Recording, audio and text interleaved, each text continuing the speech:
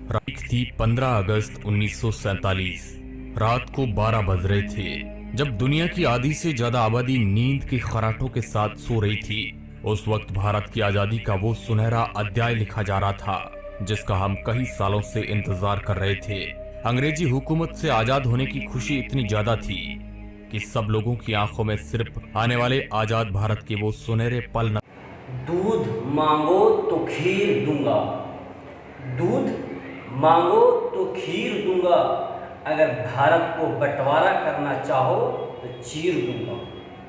इसके मतलब और तफसीर खुलासा आप समझ गए होंगे। आज की इस मौजू पर मैं आप लोगों को खुलासा करूं कि हिंदुस्तान में क्या चल रहा है। हिंदुस्तान में 2024 तक जो होने वाले कारनामे हैं उनको मैं आपको खुलासा कर देता हूँ। जो नज़रियात के सामने पेश आ रही है वो पेश करता हूँ। रहमतुल्लाहि व बरकातहू। मैं गुलजार नदवी GNB 186 चैनल से आप लोग सभी जानते हैं कि मेरा जो वीडियो है वो किस मौजू पर होता है। मेरा मौजू ये होता है कि आप लोग किस रास्ते पर चल रहे हैं, वो रास्ता आपके लिए कैसा है, क्यों सही है। दे चुकी थी वह थी भारत और पाकिस्तान के बंटवारे की वो लकीर। उस लकीर ने भारत और पाकिस्तान को दो अलग अलग भागों में बांट दिया और यह एक ऐसी लकीर थी जिसका खामियाजा हजार भारत का जो पाकिस्तान भाई जो अलग हुए थे उसकी अपनी मर्जी नहीं थी कि वो अपने आप से बंटवारा हुए थे, उसे मारा काटा गया था। मैं ये नहीं बोलूँगा कि मुसलमानों की गलती कुछ भी नहीं थी, मुसलमानों को भी गलती थी, लेकिन उसको बंटवारा करके अलग कर दिया। लेकिन आप लोग जान लो, अगर 2024 के बाद अगर बंटवारा इंडिया भारत हुआ तो हम लोग 1 इंच भी कम ले लेंगे बंटवारा में। चाहे हमारे मुल्क में हिंदू राष्ट्रीय बनेगा तो मुस्लिम राष्ट्रीय बनेगा आधा में, उसमें हिंदू हो, मुस्लिम हो, सिख हो। मुस्लिम राष्ट्रीय में हिंदू राष्ट्रीय तो हिंदू होगा ही, लेकिन मुस्लिम राष्ट्रीय में सब होगा। लेकिन 1 इंच भी भारत के, इंडिया के 1 इंच जो नक्शा बना हुआ है उसका 1 इंच भी कम नहीं लेंगे। अगर आपको विश्वास ड्रामा लग रहा है या फिर ऐसे लग रहा है कि ये ड्रामा कर रहा है तो इतिहास देख लो, पहले इतिहास देख लो, मुगलों का इतिहास देख लो, उससे पहले का इतिहास देख लो। अगर उससे भी आपको नज़र नहीं आ रहा है तो अभी जो मुल्क है जो है पाकिस्तान को, वहाँ पे देख लो, उससे फर्क नहीं पड़ रहा है। तुर्की में देख लो, उससे कुछ फर्क नहीं पड़ रहा है। तो और ज़्यादा मुल्क जाकर देख लो जहाँ मुसलमानों की आबादी है, जहाँ मुसलमानों की हुकूमत है, जहाँ मुसलमानों के एक मुसलमान मजबूत कौम है, वहाँ आप इतिहास उठा के देख लो अपने आँखों से, कानों से, जहाँ जिस तरीके से देखना है उस तरीके से देख लो। तो मैं हिंदू भाषियों से, मुसलमानों से, सिख से, ईसाइयों सभी से अपील करता हूँ, कोई भी डरने की बिल्कुल भी ज़रूरत नहीं है, क्योंकि ये कुछ नहीं कर सकता है। जो भोगता है वो काटता नहीं है। अगर ऐसा हुआ 2024 के बाद, अगर कोई भी जीते, PM बने, कोई मुख्यमंत्री, प्रधानमंत्री कोई भी बने, मुझसे कोई भी इतना ज़र्रा बराबर मुसलमानों को फ़र्क नहीं पड़ने का, बिल्कुल भी ज़र्रा बराबर मुसलमानों को बिल्कुल भी फ़र्क नहीं पड़ने का। लेकिन अगर हिंदुस्तान के, इंडिया को, भारत को बांटने की अगर बारी आई तो इतिहास देख लेना पहले मुसलमानों की कि क्या है इतिहास, उसके बाद बांटने की सोचना, करना मत सोचना।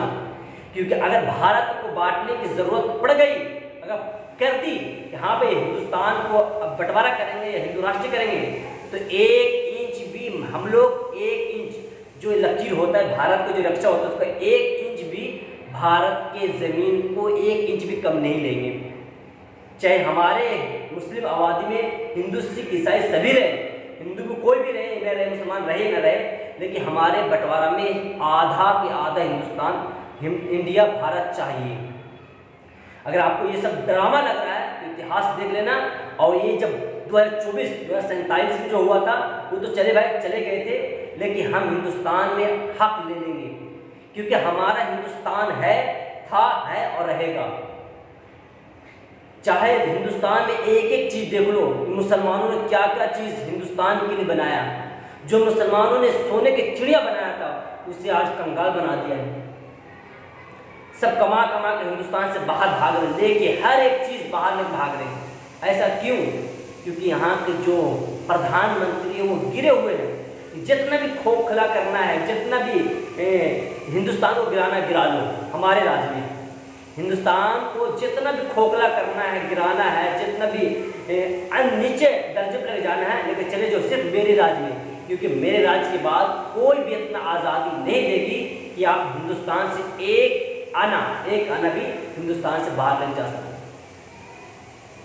तो मैं ये कहने वाला हूँ कि 1947 में जो कारनामा, 50 में जो कारनामा हुआ था, वो अब 2024 में अगर हो गई, बंटवारा की बारी आ गई, हिंदुस्तान राष्ट्रीय बनाने की बारी आ गई, तो एक बार मुसलमानों का इतिहास देख लेना कि अगर मुसलमान खामोश है, चुप है, स्टॉप है, तो इसका कोई ना कोई रीज़न ज़रूर होगा। क्योंकि अगर कोई शेर अगर खामोश है, कुत्ता भौंक रहा है, तो कुत्ता को शेर मत बनाओ, क्योंकि भौंकने वाला भौंकता है और जो खामोश होता है वो दहाड़ के एक बार झपट्टा मारता है। मैं नाटक नहीं कर रहा हूँ, जो मेरे सामने पेश आया, वीडियो पेश आया, जो हमारे हकीकत जो पेश आया, वो मैं आप लोगों को बयान कर रहा हूँ। मैं किसी का दुश्मन भी नहीं हूँ, ना मेरे मुसलमान, न हिंदू, न सिख, ईसाई, मैं किसी का दुश्मन नहीं, किसी के खिलाफ भी बात नहीं कर रहा हूँ। यहाँ हिंदुस्तान में मुख्यमंत्री कौन बन रहा है, प्रधानमंत्री कौन बन रहा है, हमारे के पीएम कौन बन रहा है, राष्ट्रपति कौन बन रहा है, मुझे मुसलमानों का ज़र्रा बराबर भी फर्क नहीं पड़ने का।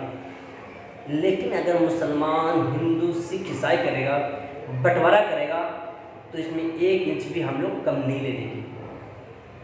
अगर आप सोचो दबा दोगे, तो इतिहास में देख लो मुसलमान की आबादी कितनी है इंडिया में, और मुसलमान की जो बाहर का आबादी बांग्लादेश, पाकिस्तान और तुर्की और बहुत सारे कामन देश जो चुने गुने जो बताते हैं कि हिंदुस्तान के, और बहुत सारे ऐसे हैं, तो वो हमारी ऐसी बात नहीं कि मदद नहीं करेगी।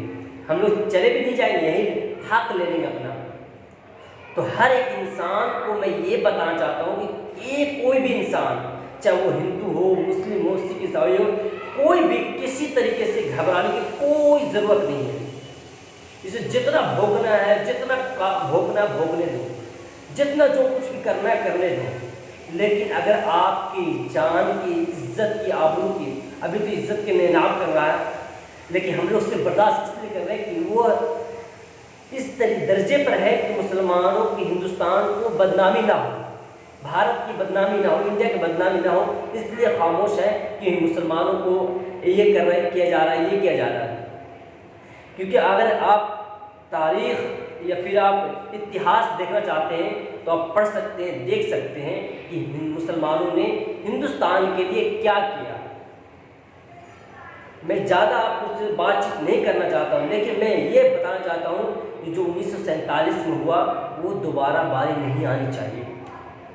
जो मुसलमानों को गलती थी या हिंदू की गलती थी, किसी की गलती थी, वो उससे बंटवारा हुआ, वो दोबारा नहीं होनी चाहिए। अगर ऐसा हुआ, अल्लाह न करे, खुदा न खास्ता ऐसा हुआ, तो नतीजा बहुत ज़्यादा बुरा होगा और हिंदुस्तान बर्बाद होगा, बर्बाद। इसकी जो जिम्मेदारी होगी, इसकी जो जिम्मा होंगे, वो जो हमारे जो प्रधानमंत्री होंगे वही हो सकते हैं, क्योंकि वो हमारे रहबर है हिंदुस्तान को संभालने का और हिफाजत करने का, हर एक चीज़ उसके ज़िम्मे में है। तो वो उनकी, हिंदुस्तान की, इंडिया की और भारत की जिम्मेदार है, लोग हैं, जिम्मेदार हैं, तो उनकी हिफाजत है। अगर ऐसा हुआ तो मुसलमानों को ज़र्रा बराबर भी फ़र्क नहीं पड़ने का, कोई भी घटना नहीं आने का। तुम ये सोच रहे हो कि the Kerala story, the Kashmir story, the ये स्टोरी, वो स्टोरी दिखाकर मुसलमानों को बहका दोगे और मुसलमानों को उछलाओगे, कुछ नहीं होने का, कुछ भी नहीं होने का। क्योंकि मुसलमान एक अल्लाह को मानने वाला है और अल्लाह अपने बंदों के साथ कभी भी किस तरीके से, नेक बंदों के साथ कभी भी गलत नहीं होगा। जो हो रहा है मुसलमानों के लिए सही हो रहा है, क्योंकि हम अपने ईमान पर काबू नहीं रखते। हमारा ईमान इतना कमज़ोर है तो हमारे पर ये आँच आ रही है, हमारे पर ये जुल्म हो रहा है। मुझे पता है कि हमारे ईमान उतना पक्का नहीं है, कच्चा है, इस तरीके से है कि हम द केरला स्टोरी देख के भाग सकते हैं। लेकिन एक बात याद रखना, जिस दिन मुसलमान अपनी मुसलमानियत पर आ गई, जिस दिन मुसलमान अपने ईमान पर आ गई, तो वो दिन दूर नहीं। जो आप देखने वाले हैं वो आप ख्वाब में सोच भी नहीं सकते। तो सभी भाइयों, दोस्तों, यारों से गुजारिश है कि कोई भी किसी भी वीडियो को देखकर ज़्यादा हलचल मलचल न करें, कुछ नहीं होने का, कुछ भी नहीं। अब ये बताया जा रहा है कि गैर मुस्लिम मुसलमान बन गए या मुस्लिम गैर मुस्लिम हो गए, उनकी तरबियत गलत हुई थी, इसीलिए वो गैर मुस्लिम हो चुके हैं। तो सभी भाई दुआ करते रहे, ईमान की मजबूती करते रहे, ईमान पर रहे और हर अल्लाह से दुआ मांगते रहे हिंदुस्तान की हिफायत के लिए और अच्छे के लिए। मैं गुलजार नदवी आपका भाई हर अपडेट इंशाल्लाह आप पहुंचाते रहूँगा। अस्सलाम वालेकुम व रहमतुल्लाहि। उदास फिरते हो